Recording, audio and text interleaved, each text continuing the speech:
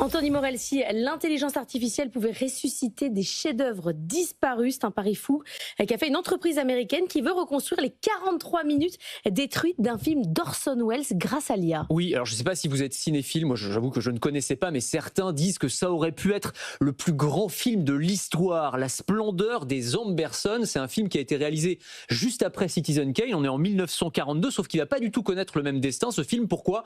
Parce que les premières diffusions ne se passent pas très bien, les diffusions test, et donc le studio de production décide de massacrer le film. Il supprime 43 minutes, il le charcute complètement, et les originaux sont brûlés, sont complètement détruits, et donc on a un chef-d'œuvre qui finalement est perdu. Orson Welles est dégoûté, il quitte le projet, et donc l'idée qu'a eu cette entreprise qui s'appelle Showrunner, j'ai déjà eu l'occasion de vous en parler, c'est une plateforme qui veut proposer à n'importe qui de créer des films et des séries en utilisant l'intelligence artificielle. Eh bien, ils se sont donnés pour défi de reconstituer, de reconstruire les 43 minutes manquantes de ce film en utilisant toutes les possibilités offertes par l'intelligence artificielle. Ils vont utiliser d'une part de l'IA générative pour essayer de reconstituer les scènes manquantes. Alors, ils vont pouvoir s'appuyer sur le scénario d'Orson Welles qui était quand même très très bien cortiqué et assez complet. Donc de ce point de vue-là, ça devrait relativement bien se passer. Et puis ils vont aussi tourner des vraies scènes avec des vrais comédiens et utiliser des techniques d'IA comme le face swapping, c'est-à-dire le fait de calquer le visage des comédiens de l'époque sur les comédiens d'aujourd'hui pour pouvoir reconstituer complètement les scènes. Et à partir de tout ça...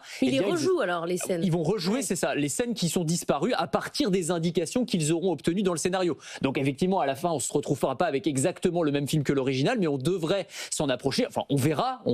En tout cas, les ayants droit, eux, sont vent debout. Ils crient à la trahison de l'œuvre originale. Mais on peut faire ce qu'on veut avec des artistes disparus. Enfin, ça ouvre. C'est toute la question. Moi, je trouve ça passionnant, en fait, cette histoire, parce que ça ouvre effectivement une boîte de Pandore. Encore une avec l'intelligence artificielle. Est-ce qu'on a le droit, des décennies, parfois des siècles plus tard, de poursuivre l'œuvre d'un auteur sans avoir son consentement, évidemment, puisqu'il est mort. Donc, est-ce que c'est une forme de trahison ou est-ce que c'est une forme d'hommage ? C'est à chacun de juger.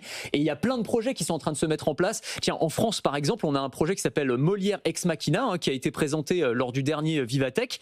Et donc là, le principe, c'est des équipes de chercheurs, d'historiens, de costumiers qui se sont alliés et qui ont utilisé l'intelligence artificielle pour essayer d'imaginer à quoi aurait pu ressembler la prochaine pièce de Molière s'il n'était pas mort. Et donc, ils ont conçu une pièce comme ça de A à Z qui va être jouée au château de Versailles l'an prochain, la première représentation. Donc, la pièce s'appelle L'astrologue ou les faux présages, ce qui est un titre, c'est vrai, ça fait très Molière, ça sonne Molière, ça se moque des 10 heures d'horoscope, des astrologues, et donc il y a un côté très... Il y a des personnages qui s'appellent Léandre, oui, alors tout y est, quoi. Exactement, alors j'ai plus le nom du personnage principal, mais on est vraiment dans l'esprit de Molière, ça sonne comme Molière. Après, il faudra voir ce que ça donne sur scène. Moi, franchement, ça m'intrigue, mais encore une fois, certains y verront une forme de trahison. Cinéma, théâtre et musique. Et musique aussi. Alors, il y a quelques années, avant même l'avènement de ChatGPT, une intelligence artificielle avait complété une œuvre inachevée, la 10e symphonie de Beethoven. Écoutez.